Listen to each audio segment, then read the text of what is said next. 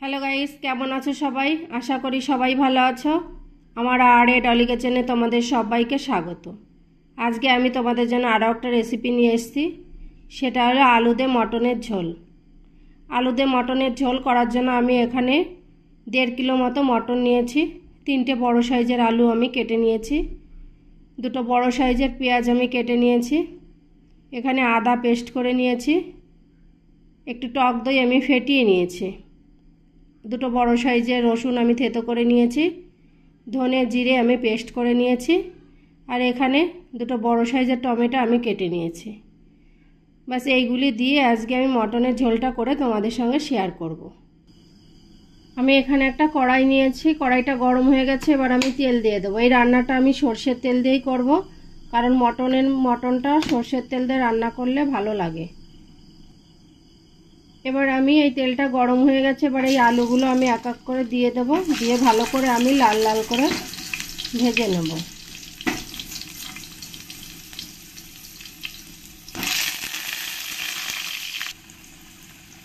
আমি আলুর উপরে খুব সামান্য একটু লবণ দিয়ে দেব, আর কালারের জন্য একটু হলুদ দিয়ে দেব। ভালো করে একবার নেড়ে দেব।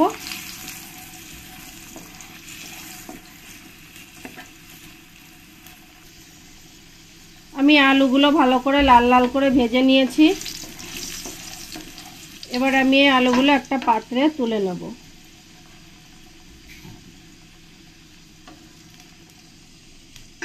এরকম করে সব আলুগুলো আমি তুলে নেব।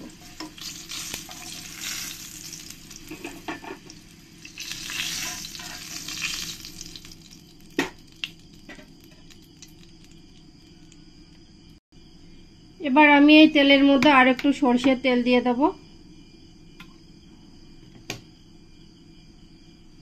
ভালো করে তেলটাকে গরম হতে দিতে হবে। তেলটা ভালো করে গরম হয়ে গেছে। এবার এর মধ্যে আমি 1/2 চামচ জিরে দিয়ে দেব। কিছু গোটা মশলা দিয়ে দেব। শুকনো লঙ্কা দিয়ে দেব। 2টো বড় সাইজের তেজপাতা দিয়ে দেব। দিয়ে ভালো করে আমি একটু ভেজে নেব। ভালো গন্ধটা যতক্ষণ না আসবে ততক্ষণ একটু ভেজে নিতে হবে। এরপরে আমি এই পেঁয়াজটা কেটে রেখেছি, পেঁয়াজটা দিয়ে দেব। পেঁয়াজটা দিয়ে ভালো করে পেঁয়াজটাকে আমি লাল লাল করে ভেজে নেব। পেঁয়াজটা আমি ভালো করে লাল লাল করে ভেজে নিয়েছি। এবার এর মধ্যে 1 চামচ আমি রসুন থেতো দিয়ে দিলাম। দিয়ে ভালো করে রসুনটাকে আমি লাল লাল করে ভেজে নেব। রসুনটাকে আমি ভালো করে লাল লাল করে ভেজে নিয়েছি। এবার এর মধ্যে দিয়ে দেবো বড় চামচের 1 চামচ আদা বাটা। আদাটাকেও ভালো করে একসঙ্গে মিশিয়ে একটু ফ্রাই করে নেব। আদাটা ভালো করে আমার কষানো হয়ে গেছে। এবার দিয়ে দেবো আমি এখানে যে জিরে ধনেটা পেস্ট করে নিয়েছি, পেস্টটাকে দিয়ে দেবো। দিয়ে ভালো করে কষিয়ে নেব। এবার আমি মশলার মধ্যে একটু জল দিয়ে দেবো। দিয়ে ভালো করে আমি মশলাটাকে কষিয়ে নেব।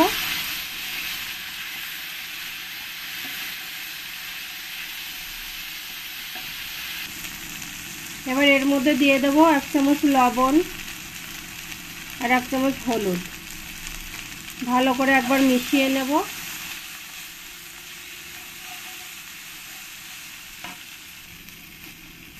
এরপরে দিয়ে দেবো 1 চামচ লঙ্কার গুঁড়ো। দিয়ে ভালো করে আবার আমি মিশিয়ে নেব।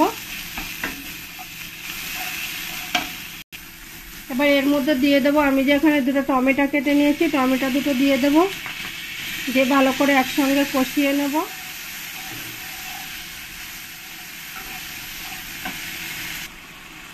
এবার আমি এই মশলাটাকে 2 মিনিটের জন্য ঢাকা দিয়ে রাখবো। আমার 2 মিনিট হয়ে গেছে। দেখো মশলাটা কত সুন্দরভাবে কষানো হয়ে গেছে, উপর দিয়ে তেলটাও ভালো করে ছেড়ে দিয়েছে। এবার আমি এখানে যে দইটা ফেটিয়ে রেখেছি এই দইটা দিয়ে দেবো। দইটা যখন দেবে তখন তোমরা গ্যাসটা একদম কমিয়ে দেবে, নইলে দইটা ফেটে যেতে পারে। দইটা দিয়ে ভালো করে এরকম মশলার সঙ্গে মিশিয়ে নিতে হবে।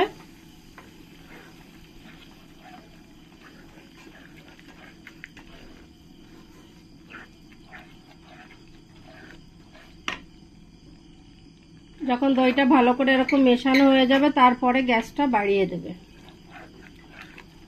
দিয়ে ভালো করে আবার 2-3 মিনিট ধরে মশলাটাকে ভালো করে কষিয়ে নেব।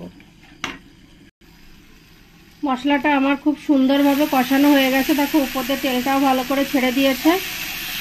এবার আমি এখানে মটনটা নিয়েছি, মটনটা দিয়ে দেব। দিয়ে ভালো করে একবার মশলার সঙ্গে মিশিয়ে নেব।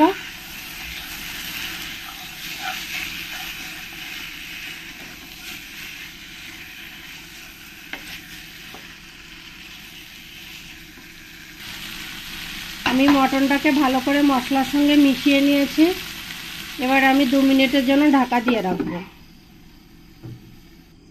2 মিনিট হয়ে গেছে, ঢাকনাটা আমি তুলে দেব। তুলে দিয়ে আর একবার ভালো করে আমি নেড়ে দেব।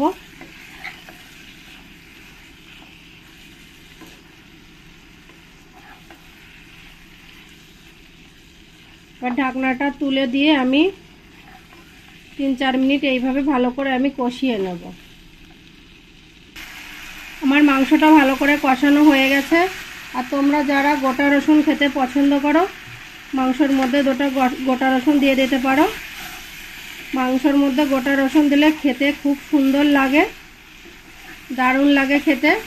এবার এখানে আমি যে আলুগুলো ভেজে রেখেছি, এই ভাজা আলুগুলো দিয়ে দেব। দিয়ে আবার আমি 2-3 মিনিট ধরে ভালো করে কষিয়ে নেব। আমার মটনটা ভালো করে কষানো হয়ে গেছে।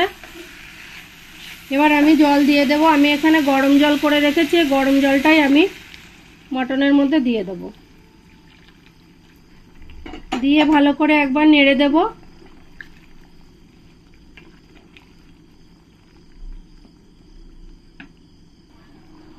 এবার আমি 4 থেকে 5 মিনিট মতো ঢাকা দিয়ে রাখবো। আমার মটনের ঝোলটা পুরো রেডি হয়ে গেছে। এবার উপর দিয়ে আমি হালকা করে একটু ঘি দিয়ে দেব। মটনে ঘিটা দিলে বেশ ভালোই লাগে, গন্ধটা বেশ ভালোই আসে। তোমরা যারা কাঁচা লঙ্কা খেতে পছন্দ করো তারা 2টো কাঁচা লঙ্কা চিড়ে দিয়ে দিতে পারো। এবার আমি একটু হালকা করে গরম মশলার গুঁড়ো দিয়ে দেব। গাইস, তাহলে আমার আলুতে মটনের ঝোলটা পুরো রেডি হয়ে গেছে। তোমাদের কেমন লেগেছে আমাকে কমেন্টে অবশ্যই জানাবে। ভালো লাগলে আমার চ্যানেলটিকে তোমরা লাইক, শেয়ার, কমেন্ট করবে। আর তোমরা যারা নতুন আছো তারা অবশ্যই সাবস্ক্রাইব করবে। ভালো থাকবে, সুস্থ থাকবে।